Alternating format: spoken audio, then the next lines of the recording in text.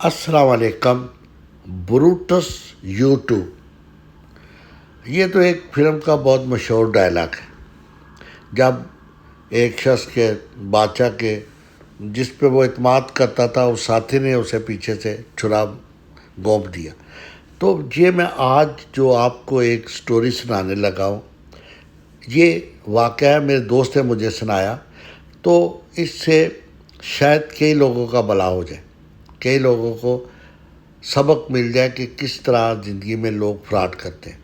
تو میں جب آپ کو یہ کہانی سناؤں گا تو دوست کی بجائے میں کہوں گا، کیونکہ بار بار دوست کا نام استعمال کروں گا تو وہ مزہ نہیں رہے گا. تو اسے میں کا لفظ استعمال کر کے آپ کو کہانی سناؤں گا. یہ ساتھ ساتھ ہم تھوڑا سا انجوائے بھی کرتے ہیں، نظارے بھی دیکھتے ہیں، اور آپ میری کہانی بھی سنتے جائیں. تو ایسے ہے کہ میرا دوست جو ہے وہ ایک سرکاری محکمے میں ملازم تھا. تو اس دفتر میں 8 بندے تھے، ایک ڈپٹی تھا اور باس تھا جو انچارج تھا پورے ڈسٹرکٹ کا. تو وہ باس جو تھا نا، وہ ڈائریکٹ افسر تھا، بڑا زبردست قسم کا. تو اس نے ایک دن ڈپٹی کی بہت بےعزتی کی.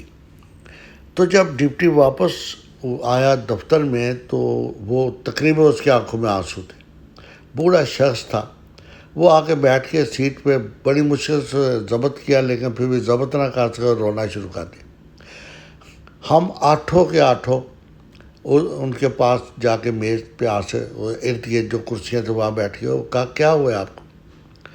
تو ڈپٹی نے بتایا کہ یار باس نے بہت بےعزتی کی ہے، اگر مجھے تھوڑا بہت بھی ہو نا میرے پاس کوئی سوچ تو میں یہ نوکری اس کے منہ پہ مار کے گھر چلا جاؤں. اتنی ذلت ناقابل برداشت. تو ہم نے کہا کہ آپ کیا کریں؟ اسے کہا اس کو سبق سکھانا چاہیے. تو ہمارا ایک دوست تھا، اسے کہا کہ اگر ہم ایک ہو جائے نا تو یہ جو باس ہے اس کی ایسی کی تیسی. اس سے پوچھا کیوں ایک کیسے ہو جائے؟ اسے کہا جی ہم اپریشن دیتے ہیں، اوپر ٹیلی گرام دیتے ہیں ادھر اپنے ہیڈ کوارٹر میں کہ یہ جو باس ہے اس نے ہمارے ڈپٹی کی بہت بےعزتی کی ہے، اس کو یہاں سے ٹرانسفر کیا جائے فوری طور پہ، ہم اس کے انڈر کام کرنا نہیں چاہتے. تو سب نے کہا جی ٹھیک ہے. اب ڈپٹی بھی خوش ہو گیا کہ میرے ماتحت کی طرح میرا خیال کرے. تو میرے گھر کے راستے میں ٹیلی گراف آفس تھا. تو انہوں نے کہا کہ یار تم گھر جاتے ہوئے نا ٹیلی گرام دے کے جانا. میں نے کہا ٹھیک ہے کوئی بات نہیں. انہوں نے چندہ جمع کیے، یہ لو ٹیلی گراف کے پیسے. میں نے لیے اور گھر جاتے ہوئے موٹر سائیکل وہاں ٹیلی گراف آفس کے سامنے روکی. اس وقت وہ تار گھر ہوتے تھے، وہاں پہ فارم لیا ٹیلی گراف کا، اوپر وہ میسیج لکھا انگلش میں کہ جی اس طرح بھیجتے ہوئے انکوائری کی جائے. تو یہ میں نے اس کو اندر جا کے تار بابو کو ٹیلی گراف دے دی، پیسے پے کیے، اسے مجھے رسید دے دی. It's done. میں گھر چلا گیا. اب چند روز کے بعد اوپر سے ہیڈ کوارٹر سے ایک لیٹر آیا کہ انکوائری افسر آ رہا ہے، فلاں تاریخ کو وہ اوپن انکوائری کرے گا. تو اب ہم سب نے میٹنگ کی کے بعد سب نے بیان دینے ہیں، اس کو ٹرانسفر کرے تب ہم کام کریں گے، ویسے ہم نے کام نہیں کرنا. اب یہ بات طے ہوگی سب میں. انکوائری افسر آ گیا، لیکن اس کا جو تھا نا موڈ آف انکوائری وہ علیحدہ تھا. تو اس نے انکوائری کا سٹارٹ ایسے کیا کہ ریسٹ اس میں اسے کہا کہ ایک ایک کو میں بلاؤں گا اور بیان ریکارڈ کروں گا. اس نے ایک ایک کو بلایا اور بیان ریکارڈ کرتا گیا. ہم دوسرے کمرے میں بیٹھے ہوئے تھے. جو وہاں سے جاتا وہ واپس نہیں آتا تھا، وہ دوسرے راستے سے اسے کہتے تھے تم چلے جاؤ، تاکہ یہ آپس میں رابطہ نہ کر سکیں. سب سے آخر میں اینڈ میں اس شخص نے مجھے بلایا، انکوائری افسر نے. میں وہاں گیا تو اس نے کہا کہ یہ بتاؤ یہ جو ٹیلی گرام ہے یہ تم نے دی ہے؟ میں نے کہا جی میں نے دی ہے. تو اسے بیل دیا اور کہا کہ وہ ٹیلی گراف آفس والے کو بلاؤ. وہ بھی اس نے ادھر بلایا ہوا تھا. تو وہ جو ڈیلنگ کلرک تھا ٹیلی گراف آفس کا وہ آیا. تو اسے پوچھا کہ یہ تمہارے پاس گیا تھا ٹیلی گرام دینے کے لیے؟ تو اسے کہا جی ہاں جی یہی شخص تھا جسے مجھے ٹیلی گرام دی.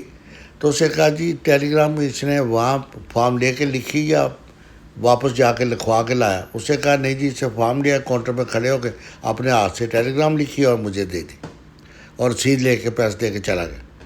انکوائری افسر نے کہا ٹھیک ہے تم جاؤ. اب اس نے مجھ سے کہا کہ تم نے یہ ٹیلی گرام کیوں دی ہے؟ میں نے کہا سر باس جو ہے اس نے ڈپٹی کی بہت بےزتی کی ہے. تو ڈپٹی روتا ہوا باہر آیا تھا, بوڑھا بندہ ہے, ہمیں ترس آیا. ہم 8 جو ہے ادھر کام کرنے والا انہوں نے طے کیا کہ ہم اس کی انکوائری کرائیں گے اور کہیں گے کہ ہم نے باس کے انڈر کام نہیں کرنا, باس کو ٹرانسفر کر دیا جائے. تو اسے کہا کہ یہ دیکھو, اس نے میرے سامنے وہ 8 سٹیٹمنٹ رکھ دیے لکھے ہوئے. وہ 8 جو تھے نا کلرک, انہوں نے لکھ کے دیا تھا جناب اس ٹیلی گرام سے ہمارا کوئی تعلق نہیں, ہمیں کسی ایسے واقعے کا پتہ ہی نہیں.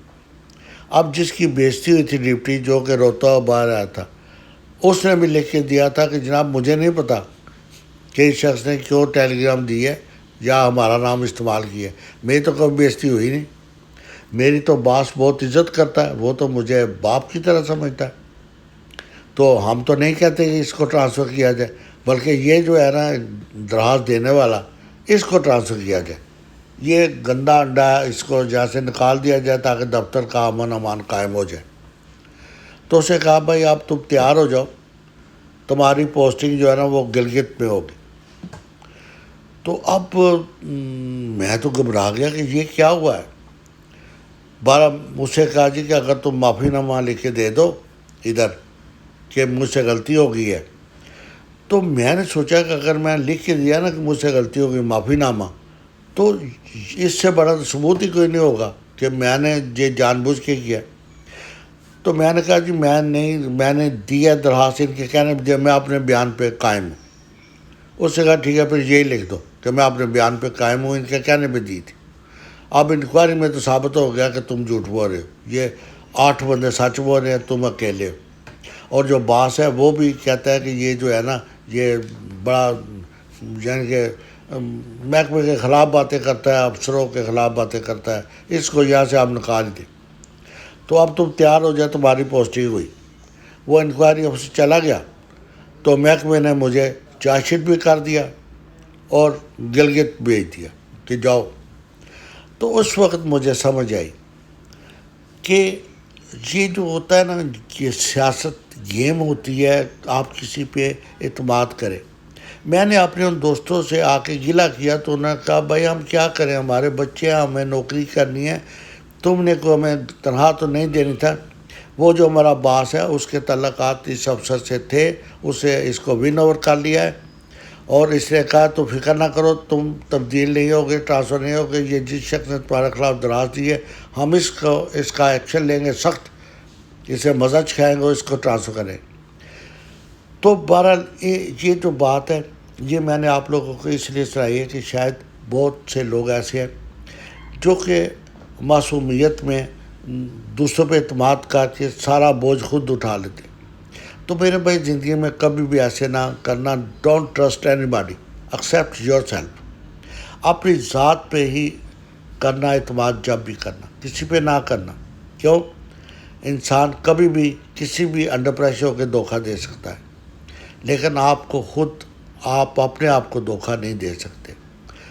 تو بی کیئرفل. آج کے لیے اتنا ہی کافی ہے. انشاءاللہ اگلے ویلاگ میں پھر کوئی بات ہوگی. خدا حافظ. اپنا خیال رکھے, گرد و نواح کا خیال رکھے. اللہ حافظ. اپنا اور اپنے بچوں کا, اپنے دوستوں یاروں کا, سب کا بھلا. اللہ حافظ. کرنے سے پہلے میں گزارش کرنا چاہتا ہوں کہ آئندہ ویلاگ میں اس سے زیادہ اچھی کہانی آپ کو سناؤں گا. Good bye.